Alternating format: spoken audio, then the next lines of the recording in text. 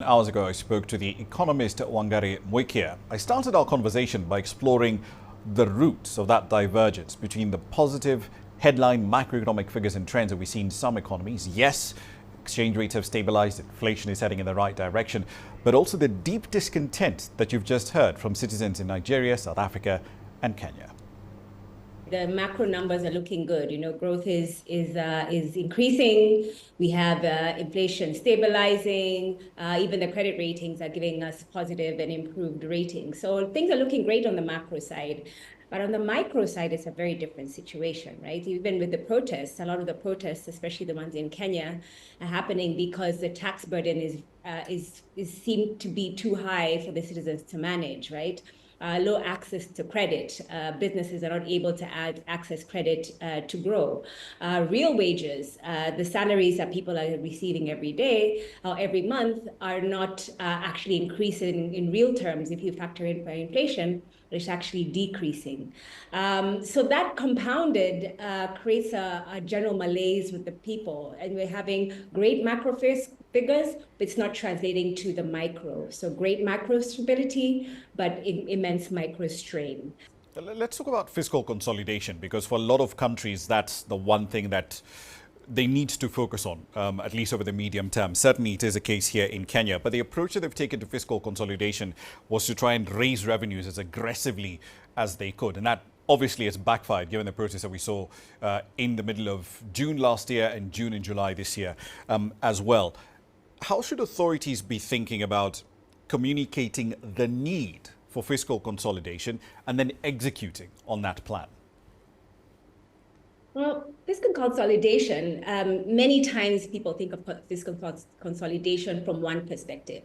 And then you see that translated into high tax burden. Every year, when there's a new Finance Act, there's additional taxes being levied on businesses and on citizens. Well, nobody's really thinking about the other side of the equation, right? You have to think about expenditures. How high are our expenditures? What are we spending on? And are those spending areas, spending sectors actually contributing to growth within the country? So fiscal consolidation is not only about raising revenues and ensuring that we have stability in how we resource our growth, but also making sure that whatever we're spending on translates into growth, but also is managed and lowered. I think coupled with that, what I mentioned also earlier is where are you spending, right? So ensuring that whatever you are spending on, has a multiplier effect, and you have growth coming in from those sectors. But by the same token, if you think about the high tax burden that is being faced, if you're going to talk about the tax burden, then what people are seeing on the ground is a little bit of a mismatch, right? Where you're seeing high tax burden, but then not enough resources or services being provided to the people, right? We always compare ourselves with the Europeans. Sweden and Norway always comes to question. Yes, they have very high taxes, but they have free schooling, high quality schooling. They have very good healthcare, et cetera, et cetera. And so that is the kind of quid pro quo that we're looking for from the government, saying people are not really fundamentally opposed to paying high taxes, but you have to also come commensurate with the services that are being paid for. Indeed. And that leads me to the question around debt, because more than half of the economies in the region, at least in sub-Saharan Africa, either at high risk of debt distress, like Kenya is, or they already are in debt distress. We've certainly seen that with Ghana and Zambia. And access to low-cost capital that some of these countries desperately need, I think those days are effectively over. And access to markets obviously will be a problem in the future.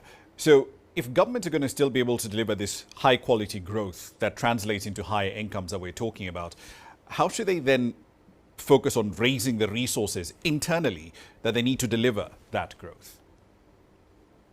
Again, tied to making sure that you you're lowering expenditures, even though, lowering expenditures kind of ipso facto raises revenues, because then you have much less to spend on.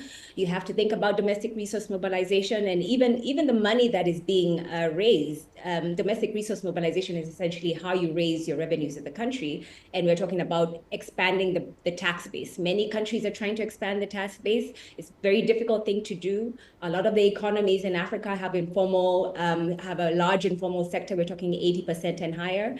And so trying to figure out how do we innovate and how do we capture a lot of these businesses into the tax bracket.